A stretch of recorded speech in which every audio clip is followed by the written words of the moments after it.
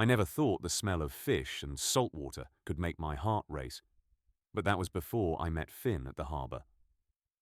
I'm Reed, and I work as a chef at a small coastal restaurant called the Trawler's Table. Every morning at 5:30, I drive down to the docks to pick out the freshest catch for the day's menu. It's cold, it's dark, and most mornings the fog is so thick you can barely see 3 feet in front of you. But 6 months ago, everything about those early morning trips changed. The first time I saw Finn, he was hauling a crate of striped bass onto the dock like it weighed nothing. His arms were tanned and muscular. His dark hair was pushed back under a worn baseball cap, and he had this focused expression on his face like nothing else in the world existed except that fish and getting it to where it needed to be. I was standing there with Marco, the old dockhand who usually helped me select the catch, when Marco waved Finn over. Marco introduced us, told Finn I was the chef from the Trawler's Table, and that I came by every morning for first pick. Finn looked at me then, really looked at me, and I swear something in my chest shifted. His eyes were this incredible grey-blue colour, like the ocean right before a storm. And when he smiled, just this small quirk of his lips, I forgot what I was supposed to be doing. I probably stood there like an idiot for a solid 10 seconds before I managed to say hello. Marco retired 2 weeks later. Just like that, Finn became my guy at the docks. And here's the thing that I didn't understand at first, the thing that took me almost a month to realize was unusual. Finn started setting aside the best fish for me. Not just good fish, the absolute best. The cod with the clearest eyes, the salmon with the brightest colour, the tuna that was so fresh it had probably been swimming an hour before. Other chefs from other restaurants started arriving earlier, trying to beat me to the docks, but it didn't matter. Finn always had my order waiting, always had the premium catch tucked away in a separate cooler with my name on it. At first I thought maybe he did this for everyone. Maybe this was just how he operated. You know, exceptional customer service. But then one morning I arrived a little late because my car wouldn't start, and I saw him turn away another chef who was trying to buy the exact same yellowfin tuna Finn had saved for me. The guy offered him an extra $50. Finn just shook his head, pointed at the cooler, and said it was already spoken for. When I walked up 5 minutes later, Finn handed me that tuna with a smile and charged me the regular price. I started looking forward to those morning trips in a way that had nothing to do with fish. I'd catch myself thinking about what I'd wear, which is ridiculous because I was just going to the docks at dawn, but I'd still choose my favourite jacket, make sure my hair wasn't completely chaotic. I started timing my arrival for exactly when I knew Finn would be finishing up with the overnight haul, when he'd have a few minutes to talk before the rush of other buyers showed up. Our conversations started simple. Weather, fishing conditions, what was running well that week. But gradually they deepened. I learned that Finn had grown up on these docks, that his father had been a fisherman before him, that he knew the ocean the way I knew my kitchen. He'd ask me what I was planning to cook, and he'd get genuinely interested, asking questions about techniques and flavors. One morning I brought him a container of the bouillabaisse I'd made with the rockfish he'd sold me the day before. I watched him taste it, watched his eyes close for just a second, watched him nod slowly and say it was the best thing he'd eaten in months. The way he looked at me when he said that made my hands shake. I started noticing little things. The way he'd always have my coffee order ready, even though I'd never asked him to grab me coffee. He just started showing up with it one morning. Said he'd noticed I always looked half asleep and figured I could use the caffeine. It was exactly how I took it too. 2 sugars, splash of cream.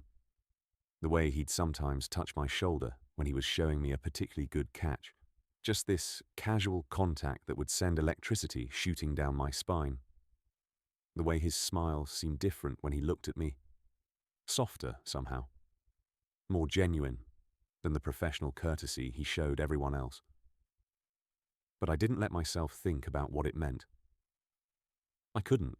Because wanting something you can't have is just asking for disappointment, and I'd learned that lesson before. Back in culinary school, I'd fallen for a guy in my class, spent months convinced we had something special, only to find out he was just being friendly, and I'd misread everything. The humiliation of that had stuck with me. So even though my heart would speed up every time I saw Finn, even though I'd lie in bed at night replaying our conversations, I told myself it was just a crush. Just an inconvenient attraction to a straight guy who was nice to me because I was a good customer. Then came the morning that changed everything. It was late September, and a massive storm had rolled through the night before. I almost didn't make the trip to the docks because the roads were still wet and there was debris everywhere, but I knew we needed fish for the weekend rush. When I pulled up, the harbour was a mess.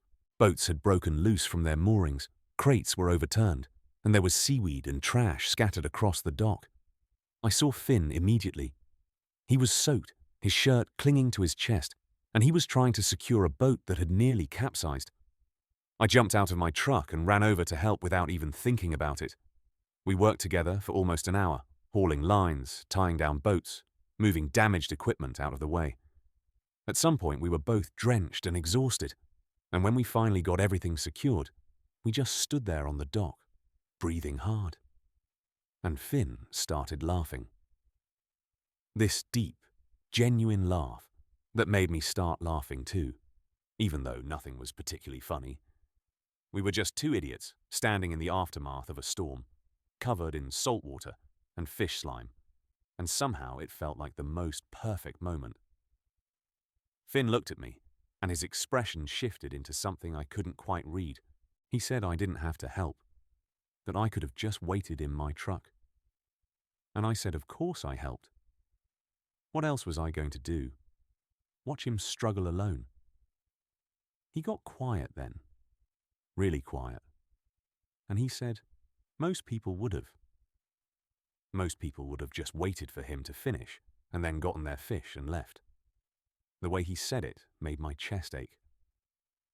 I asked him if he wanted to grab breakfast.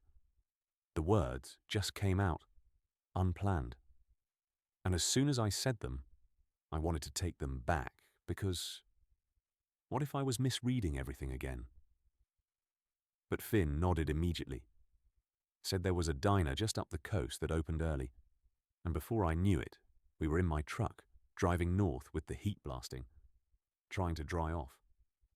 The diner was one of those classic coastal places with checkered floors and vinyl booths, and a waitress who looked like she'd been working there since the 60s.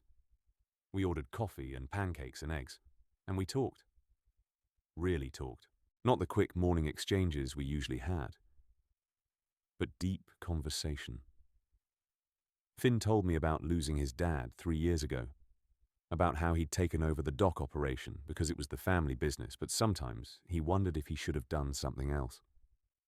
I told him about dropping out of a corporate restaurant job in the city because I couldn't handle the pressure and the politics, about how coming to this small coastal town had saved me in a lot of ways. At some point, Finn's foot touched mine under the table. Just a brief contact, but he didn't move it away. Neither did I. We just sat there with our feet touching, talking about everything and nothing, and I felt like I was standing on the edge of something huge and terrifying and wonderful. When we finally left the diner, the sun was fully up, and I was supposed to have been at the restaurant an hour ago.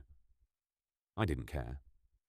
Finn walked me to my truck, and we stood there in the parking lot, and I knew I had to say something.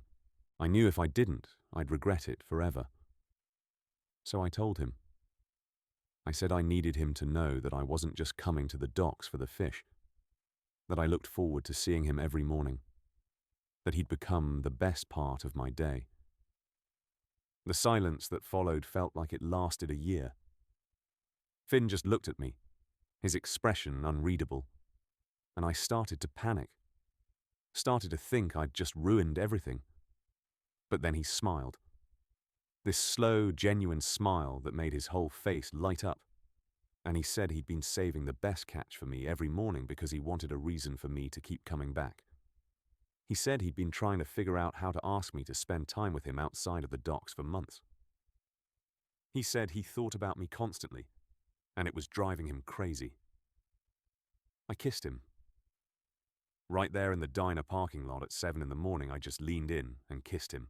And he kissed me back, his hand coming up to cup the back of my head, and it felt like everything in my life had been leading to this exact moment.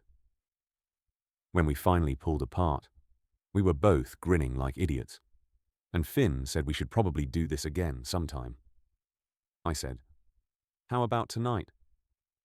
He said, "How about I come by the restaurant after my shift and we figure it out from there?" That night, Finn showed up at the trawler's table right as we were closing. I'd cooked him dinner, this pan-seared halibut with lemon butter sauce, using the fish he'd saved for me that morning. We sat in the empty restaurant, and I watched him eat, and we talked until midnight. He told me he'd known he was attracted to men since high school, but had never acted on it, had spent years thinking maybe it would just go away if he ignored it. He said meeting me had made him realize he didn't want to ignore it anymore. He said I made him want to be brave. I told him I'd spent so long protecting myself from disappointment that I'd almost missed this, almost missed him.